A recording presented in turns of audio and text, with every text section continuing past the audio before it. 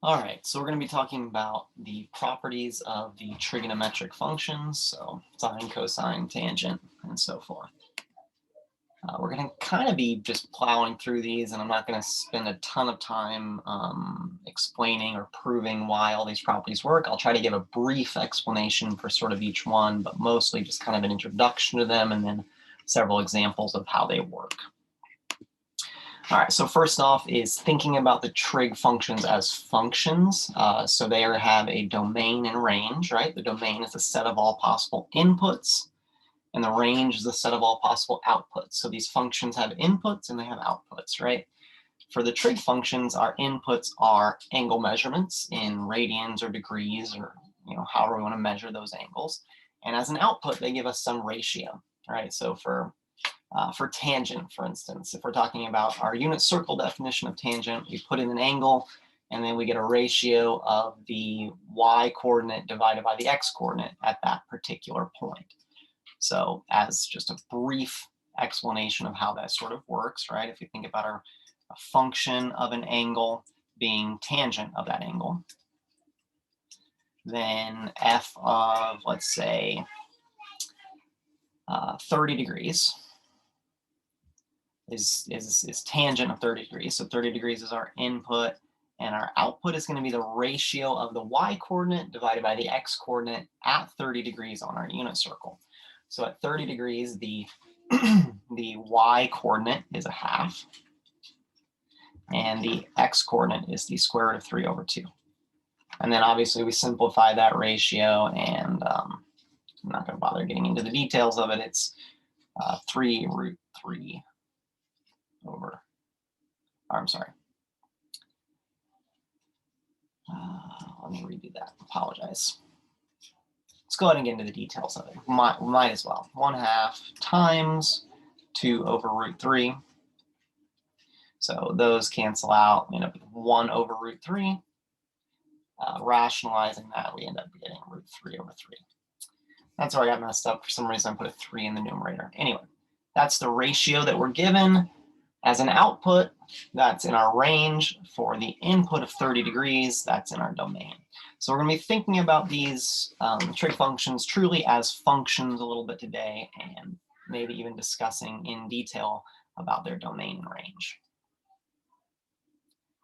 Okay, so continuing about this, for the most part, I want to focus on sine and cosine because those are going to be the ones we use probably more often than any others. But for sine and cosine, there are no angle values that are going to give us an undefined output. So what I mean by that is I can put any angle I want because, if we kind of think about things on our unit circle or just circle in general, and angles,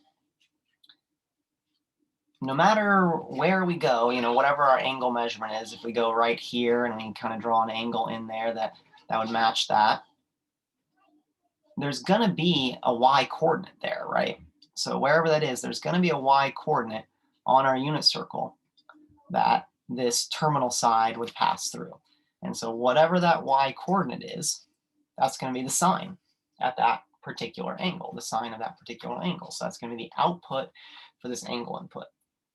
And it doesn't matter what the angle is. The angle could be a positive number that's multiple rotations, could be a fraction of a rotation, could be a negative number. There's any input that we want. There's always going to be a y coordinate here. So in that sense, we say the domain of sine is all real numbers. We can put in any angle that we want so long as it's a real number. Now, our angles are mostly going to be in radians or in degrees, but again, those are real numbers. Same is true for cosine, right? Because cosine is just the x coordinate. So wherever that angle passes through the unit circle, there's going to be an x coordinate there. And so there will be an output for whichever angle we want.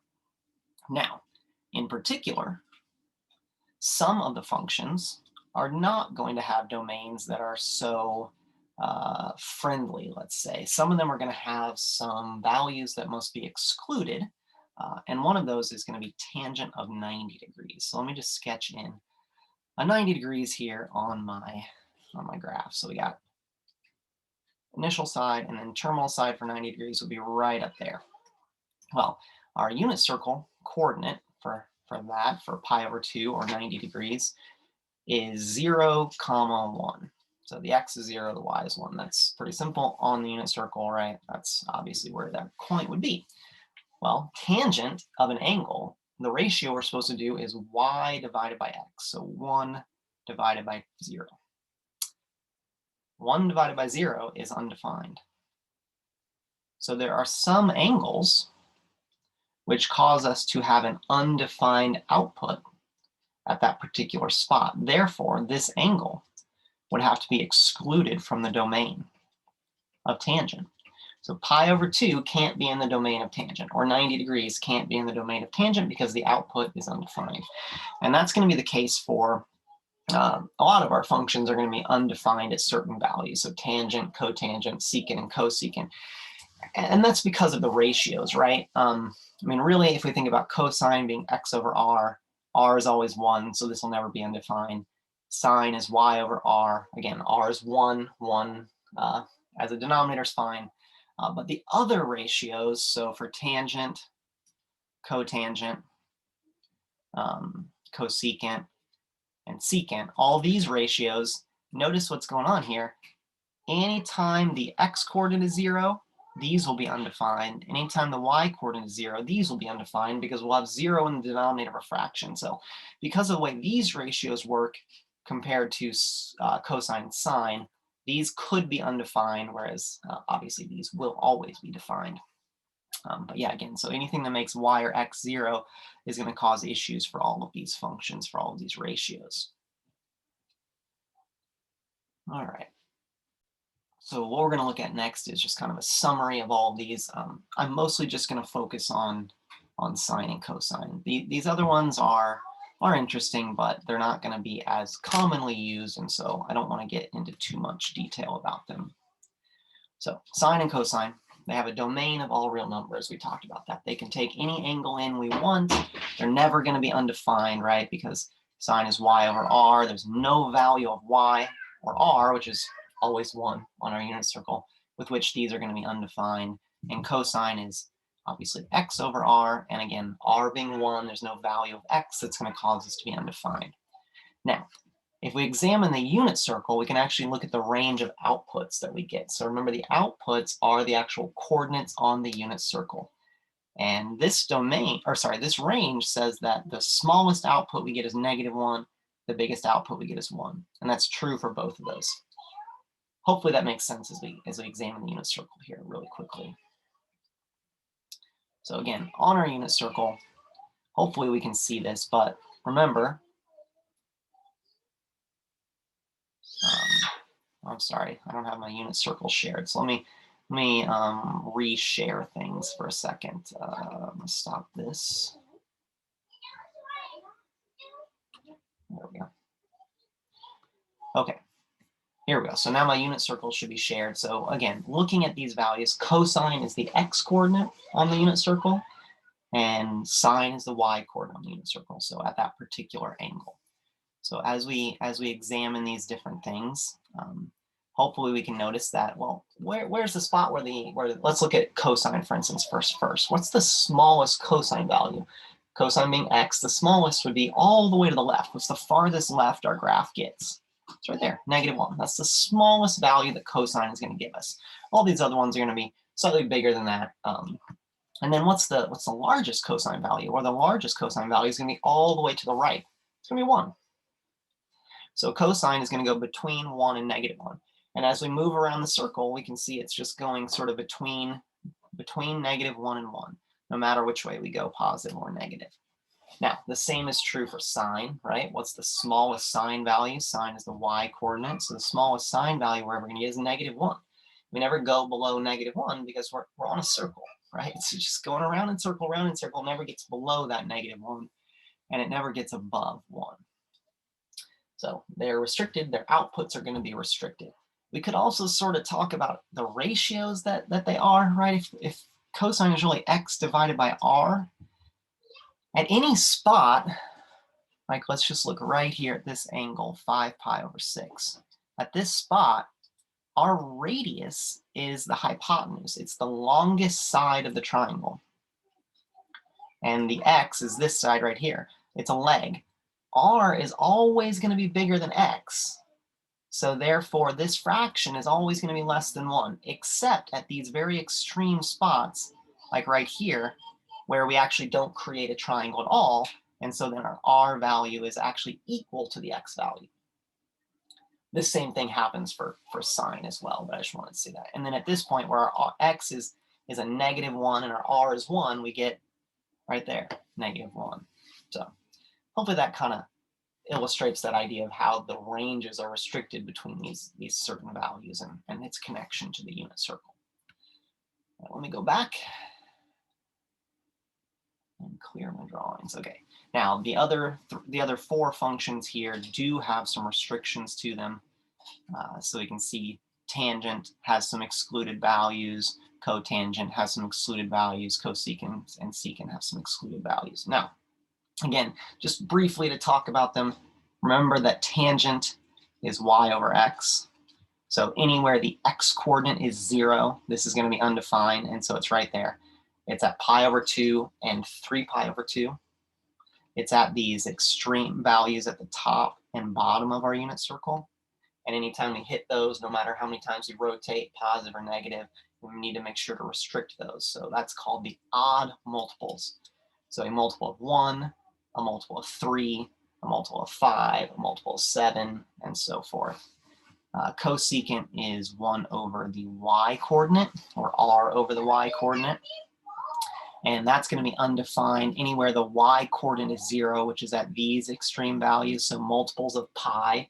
So 0 pi, 1 pi, 2 pi, 3 pi, right? You can see where we're going to hit those at those particular spots, and therefore this will be undefined.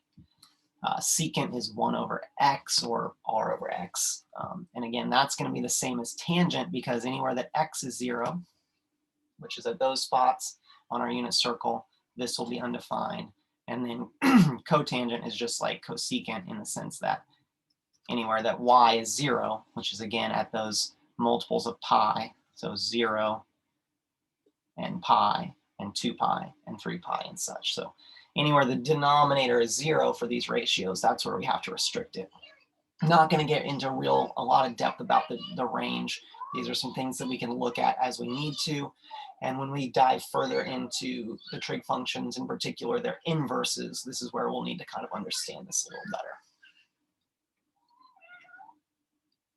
All right, so that's enough for domain and range. The next aspect of trigonometric functions that we need to examine is their periodic nature. They have a period, meaning that over a section of their domain, they do something and then they repeat that, and they keep repeating it over and over. And that's because we're dealing with what are called circular functions, right? As we increase the input of our function, what we're really doing is just rotating around a circle, right? We're rotating around this circle as the functions get bigger and bigger. And so our x and y coordinates around the circle are just going to keep repeating each other every full rotation. So as we have some x and y coordinate here, which is our cosine value and our sine value, when we do another rotation, we're going to get the same thing. And when we do another rotation, we're going to get the same thing. This is what we mean by the functions being periodic. They're just going to do something, and then after we do a full period of that, they're going to start repeating those same values and repeating those same values. And so for most of our functions, that period is going to be 2 pi, which is a full rotation, or 360 degrees. So this definition is really kind of talking about that concept of coterminal angles. Coterminal angles. Meaning an angle that ends in a particular spot. If we add a full rotation, we're going to have an angle that terminates in the same location, and therefore we'll have the same x and y coordinates, which means that the values of all those trig functions are going to be the same at those coterminal angles. Now, most of our trig functions are periodic on a period of 2 pi. Tangent and cotangent do repeat sooner than that. They only have a period of pi. We're going to focus on just sine and cosine to kind of understand this here, but it may be useful to talk about tangent later on. All right, so let's examine kind of what I meant here on a unit circle. So remember the idea of coterminal angles. So let's say we have an angle that is this right here, which is 120 degrees or 2 pi over 3. So it terminates there, right? Well, that means that the, let's just talk about sine, because that's what we're supposed to say. So sine of 2 pi over 3, which is that particular angle, is equal to the y-coordinate, which is root 3 over 2. Well, that value is going to repeat. If we add a full rotation to that, we add a full period of this function, and we end up in the same spot. So we are coterminal with that angle. So that would be sine of 2 pi over 3 plus 2 pi. So that angle is our angle that we're talking about now in blue. Doing some quick math here, 2 pi is 6 pi over 3. Adding those together, we're really talking about sine of 8 pi over 3. It's going to have the same value, right? Because we just added a full rotation. We ended up in the same spot on our unit circle. So our ratio is just going to be the same. It doesn't change the ratio because it's really the same angle, in a sense, just a full, an additional rotation onto it. And that works for any spot on our unit circle, right? If we just add a full rotation, we're going to be in the same location on the unit circle. Therefore, our trig functions are going to make the same ratios as our outputs. And that's what it really means to be periodic, is that our output values are going to keep repeating each other every rotation around the unit circle. The periodic nature is what really is a really important aspect of the trig functions, understanding that. All right, so here's a quick table, or I guess it's not a table, but a gathering of the information of these trig functions. So these ones all have a period of 2 pi, meaning if we add any multiple, any k times 2 pi, so a multiple of a full rotation to our angle, we're going to get the same value. So these all have a period of 2 pi. If we add any multiple of a full rotation, we're going to get the same value. Whereas these two, tangent and cotangent, repeat sooner, any multiple of pi, so a half rotation, they repeat. So that one's kind of interesting that it's a shorter period for those. Anyway.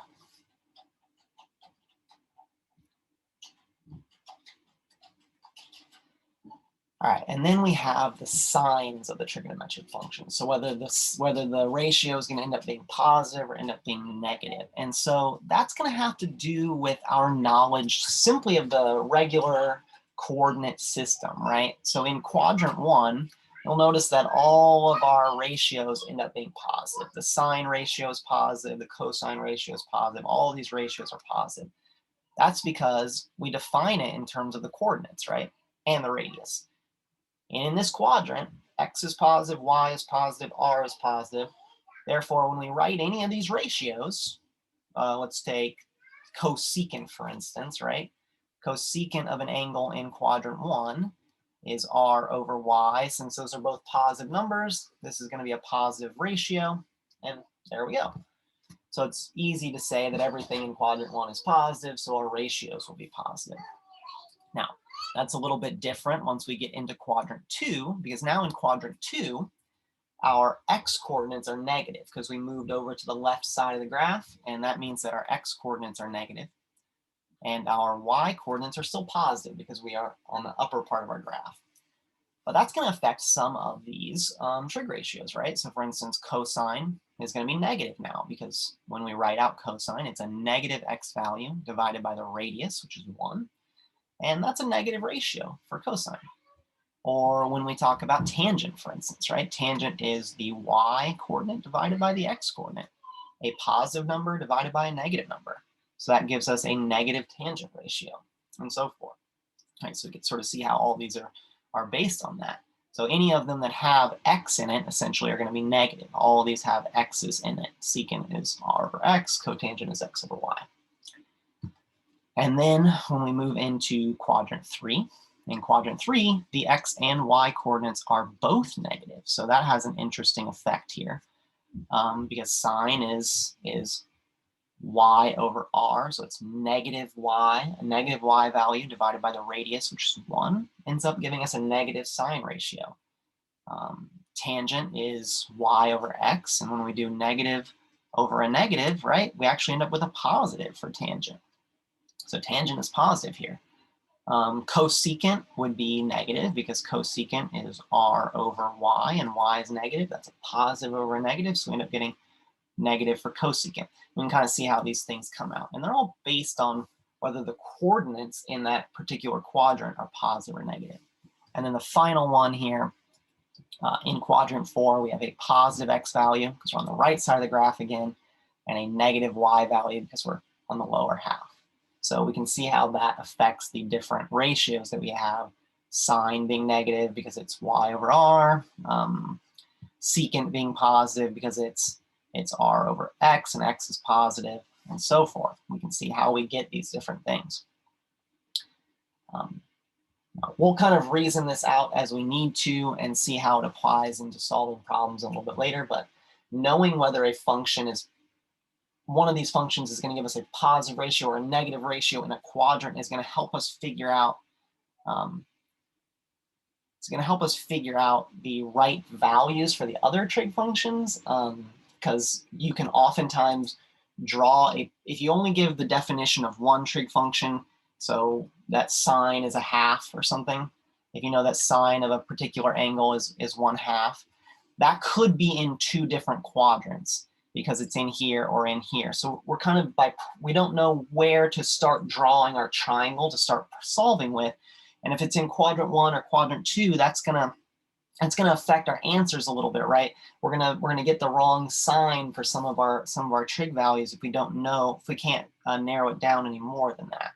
So we'll talk about using that to kind of draw our triangles in the right quadrant.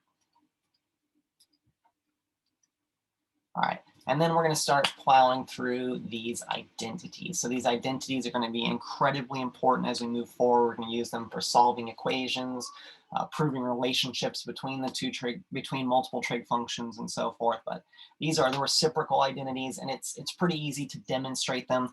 I'll show the relationship between sine and cosecant as an example here, but it really is based on what values are used for the ratios, right? So sine and cosecant are reciprocals of each other. So we can hopefully see that right here. Sine of a given angle is y over r. Cosecant of an angle is r over y. Those are reciprocals of each other. Easy, right? Well, let's just demonstrate this right here.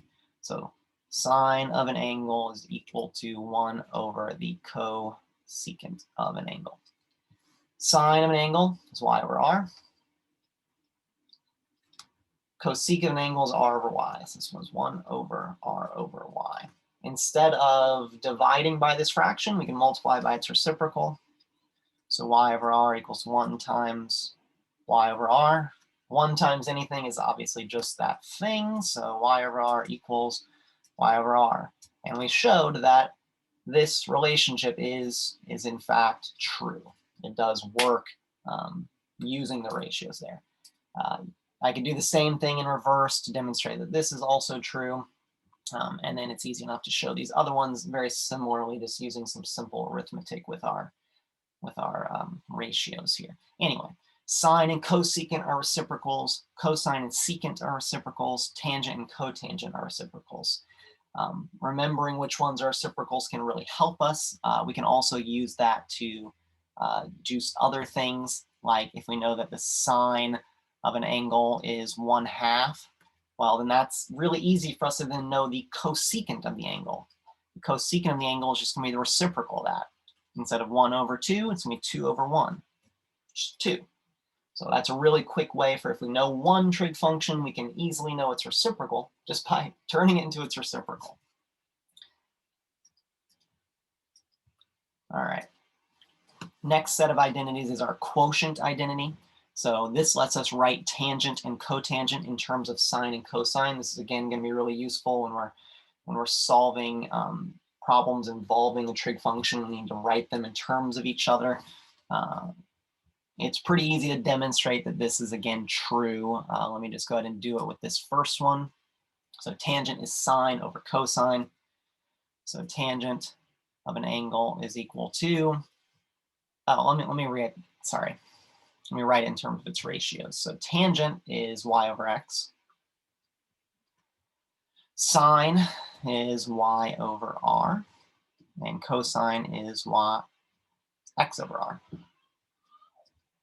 Well, so instead of dividing by this fraction, I'll multiply it by its reciprocal. So we have y over r times r over x. The r's cancel out. We end up with y over x. So y over x equals y over x. So this is, in fact, a true relationship, and we kind of demonstrated it there. Process is exactly the same, except switching things around a little, using some different ratios in different places, but it's the same thing to demonstrate that this one is true. Again, it's really useful for solving identities and different equations with our trig functions. So we will make use of this in the future. Those are our quotient identities. And then the last one is called the Pythagorean identities. This is our last set of identities. These identities are a little more complicated to demonstrate, but they are based, as you might have guessed, on the Pythagorean theorem.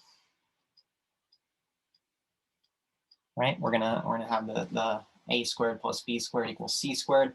But instead of doing it that way, we are actually kind of extending it onto the unit circle, where our radius is 1 and our hypotenuse is the radius, which is 1. Let's go ahead and take a peek at that unit circle. So it doesn't really matter where I draw a right triangle here. Let's just say, for simplicity's sake, let's go right in here, this one. So there is our right triangle, right? We have this part right here is our x value at that particular spot. That's a leg of a right triangle. Here's our y value at that particular spot. And then our radius, which is always equal to 1 on the unit circle. So it's easy for us to demonstrate here, since we have this right triangle, that on the unit circle, x squared plus y squared is going to equal 1. Well, we've already kind of talked about how on the unit circle, the x coordinate is just the cosine of that angle, and the y coordinate is just the sine of that angle. So instead of x squared, I could do this as cosine squared of that angle. So in this case, it's 7 pi over 6, but cosine squared of the angle. This notation is the way that we square our trig functions. So instead of writing cosine angle and then squaring that quantity, we just write the little 2 there. It's just the way that it's done, some common notation you need to know. So that's the same thing as x squared, and then plus y squared, and y is just the sine value at a particular angle. So this could be written as sine squared equals 1. And here we have our first Pythagorean identity. Cosine squared plus sine squared equals 1. Or you can write it, I believe on our paper it's written the other way here. Sine squared plus cosine squared equals 1. Same thing, doesn't matter. The order of addition is commutative, so we can switch that order there. And then go back. So yeah, again, that's where we get this first one right here. And then the other ones are simply taking this initial identity and changing it by dividing it by other things. So I'll get into that in just a second. I want to demonstrate how we get from this one to this one. So how we get from sine squared plus cosine squared equals 1 to this. And so what it is we take this function and we divide the entire thing by cosine squared. So we divide every term by cosine squared.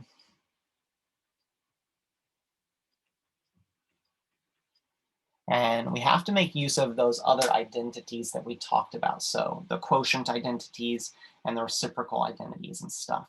And we also have to think about other ways that we could write some of these things. Well, it's easy enough to first look at this one. And since we're dividing something by itself, we're going to get 1. So this part is easy. That's just 1. It's these other two pieces that are a little bit trickier to demonstrate what we get. Well, 1 over cosine squared can be written as 1 over cosine to the second power, right? Because if we multiply that out, 1 times 1, cosine times cosine, we get this. So now using our reciprocal identity, cosine is the reciprocal of secant. So this is the same thing as secant of our angle squared, or just secant squared. And then here, when I do this, very similar idea where I have sine squared theta divided by cosine squared theta. I can rewrite that as sine theta over cosine theta to the second power. And then if I actually multiply that out, I would get this. Then using one of our quotient identities, tangent is equal to sine divided by cosine. So this can be rewritten as tangent squared theta. So tangent squared theta. And then again, terms aren't quite in the order that is written here, but just the quick commutative property to switch this addition around would yield us this second equation. Pretty easy to demonstrate that, right? And this gives us our second of 3 Pythagorean identities. The third one is found in this same exact way, except instead of dividing everything by cosine squared, we divide everything by sine squared, and we end up with this. These are really useful, again, when we are proving trig identities or when we're solving equations involving our trig functions, to be able to convert from one function into another sometimes, or to get it, just to get it in the right functions to make it work. We will be using them, not so much in this chapter necessarily, but eventually. All right, and then our very last, so here's a summary of the trig identities. We will have a formula sheet with all this stuff on there. I'm not necessarily expecting that we have these completely memorized, though you will get a lot of them memorized as we do more and more problems with them in the future. The very last property of our trig functions is even and odd. So hopefully you remember what it means to be an even function and what it means to be an odd function. An even function means that if you put in a negative value, you get the same thing as if you put in the positive value. So for us, our inputs being angles, meaning if we put in a negative angle or a positive angle, we get the same output. One of our functions is even, so the cosine function is even. So if I put in cosine of 30 degrees, that's going to be the same thing as cosine of negative 30 degrees. And that's true for all angles, positive or negative. That actually makes it really easy to evaluate, in particular, negative angles using cosine, because I can pretty much just ignore the negative and evaluate the positive angle. Some of our functions are odd functions. In particular, sine is an odd function. So sine of, let's just say negative 30 degrees is actually the opposite of sine of 30 degrees. So using this relationship actually makes it a little easier to evaluate negative angles for sine. So instead of figuring out where negative 30 is on our unit circle and looking for the y coordinate there, we can actually just look for sine of 30 degrees and then apply a negative to it. So using the odd property can help us evaluate these trig functions at certain angles a little bit easier. And so let's just quickly glance at a summary of these. Even functions are only 2 of them, cosine and secant. And secant is really just a secret way of cosine, right? Because secant is just 1 over cosine. So obviously, secant is going to be even if cosine is even. But anyway, these 2 are even, cosine and secant, and all of these other ones are odd, because all of these other ones involve sine in some way. So again, when we're evaluating these trig functions for negative angles, so a negative input, a negative angle, it's going to be useful to use these properties. That way we don't have to kind of, okay, this is a negative 2 pi over 3. Where does that fall in our unit circle? You can just go the positive direction, get there, and then apply whichever property it is. If it's an even function, just do that. If it's an odd function, apply a negative to it. Anyway, that's all for the properties. I'm going to make a part 2 of this where I just go through using these to solve lots of different problems here. So look forward to seeing that, and I will see you guys in class. Bye.